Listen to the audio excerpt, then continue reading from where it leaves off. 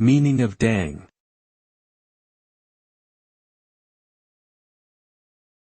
Dang.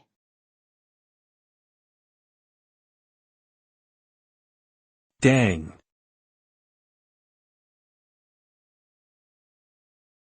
Dang.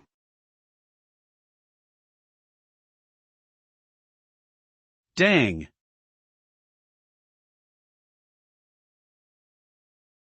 Dang is an informal expression used to convey surprise, frustration, or disappointment. It is a milder alternative to the word damn. The term originated in the United States and is predominantly used in North American English. The expression can be used as an interjection or adverb, and its usage varies depending on the context. It is often used in place of a more profane word to avoid offense. In summary, dang is a slang term used to express a range of emotions in a less offensive way.